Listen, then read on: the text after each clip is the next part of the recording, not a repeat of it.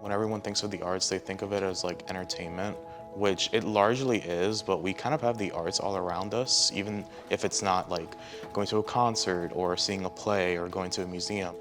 Did you do costume design for this? I feel like it's important to keep that alive, especially in Miami, because it's growing to be a very large metropolitan area, to not be as rigid in our kind of daily function and have a little life come into like our daily routine. For 23-year-old Alex Tarradel, all the world's a stage, including his career. A theater fan since childhood, he's managed to make a living doing what he loves, but a recent cut to the state budget might change all of that. Unfortunately, I have been reconsidering my role in the theater community, at least in Miami and Florida in general, that I've had to consider maybe going to somewhere else to really have my career be what I want it to be and for it to, pay the bills. On June 12, Governor Ron DeSantis slashed $32 million in funding for 200 arts and cultural organizations in Miami-Dade. Alex's employer, Main Street Players, lost out on $25,000. We have had all of our fees to pay our designers, our actors, and our directors and management team. They all have been reduced, and we've also cut an entire weekend off of our productions where we would normally go for 4 weekends. We now go for 3 weekends. The only downside with that is that even though our pay is reduced, the hours don't change because the process to put up a play or a musical or any production, like you need the same amount of hours to go into that regardless of your pay.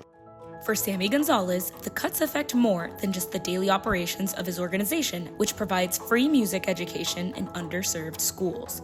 It also impacts other industries like hospitality, tourism, and education. When it comes to the Florida Division of Culture Affairs, that grant being canceled, that was $150,000 less for us.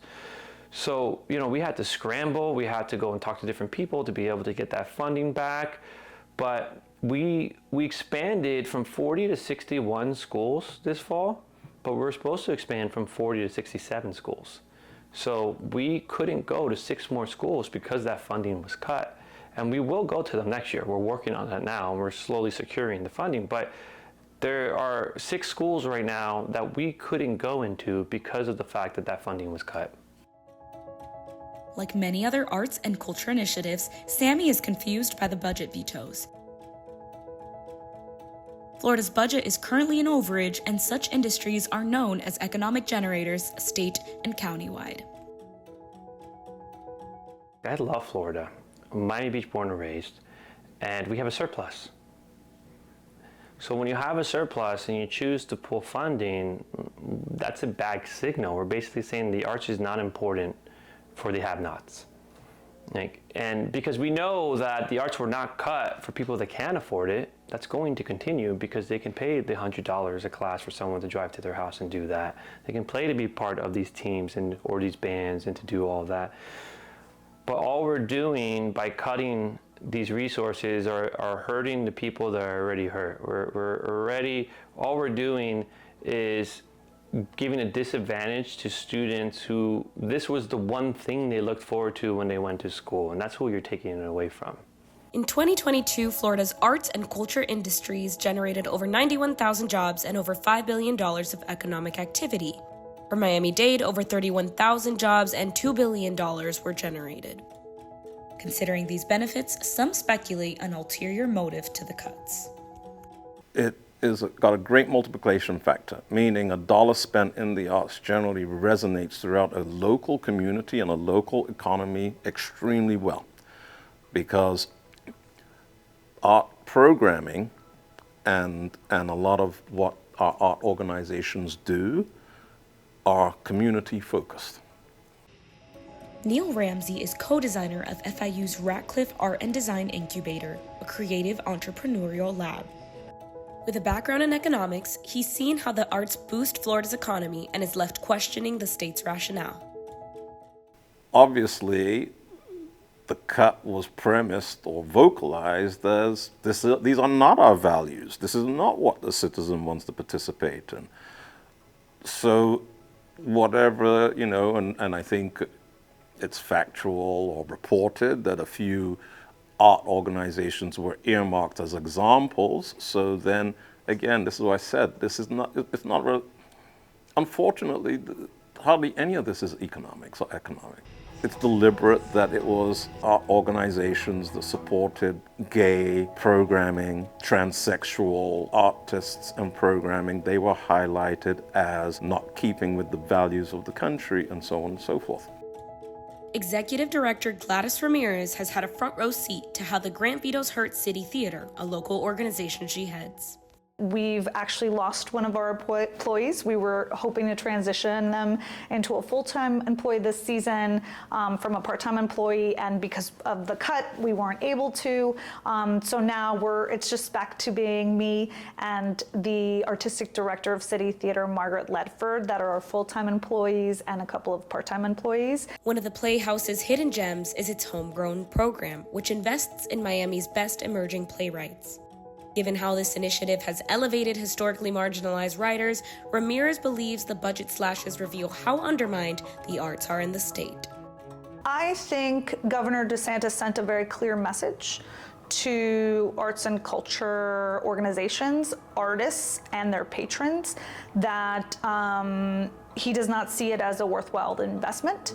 He sent a very clear message that he does not care about the economic generators that is the arts and culture sector, and he would rather unceremoniously zero out the budget despite having a surplus in funds. Just 6 miles away, Liberty City-based Fantasy Theater Factory has faced similar struggles. The budget cuts have posed a threat to the Playhouse's team and mission, bringing young audiences quality theater with educational value.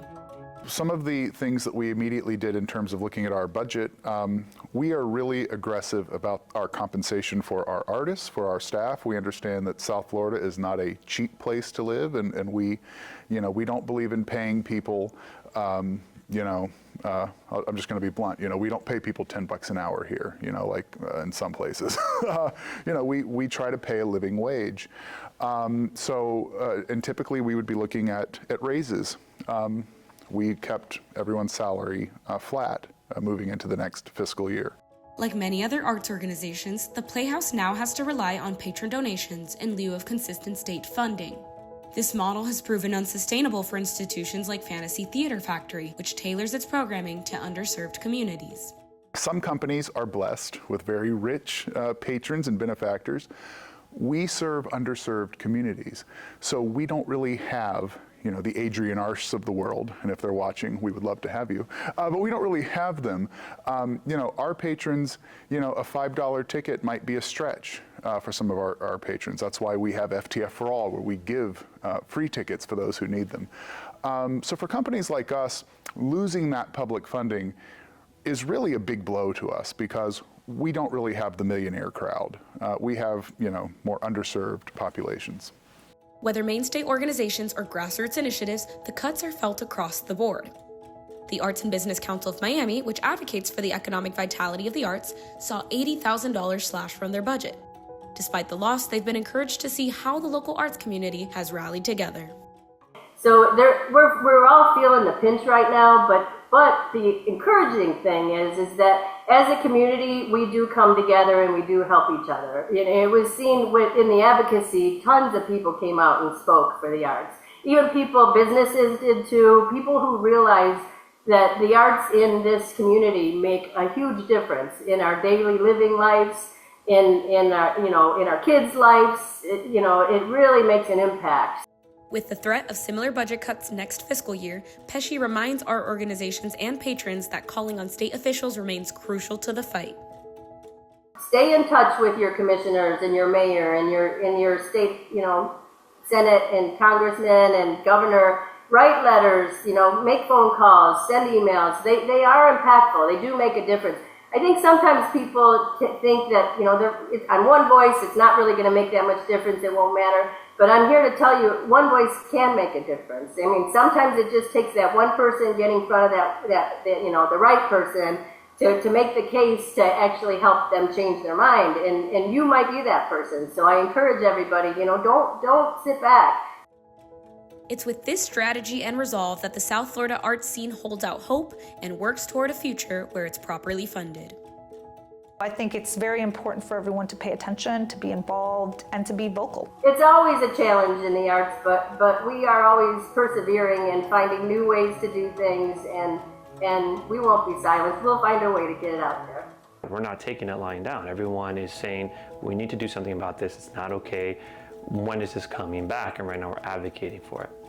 So I think the future of Miami when it comes to arts education is actually really bright. And I think that within the next 10 years, I think you're going to see opportunities for every child with the work that I see what's going on in the background.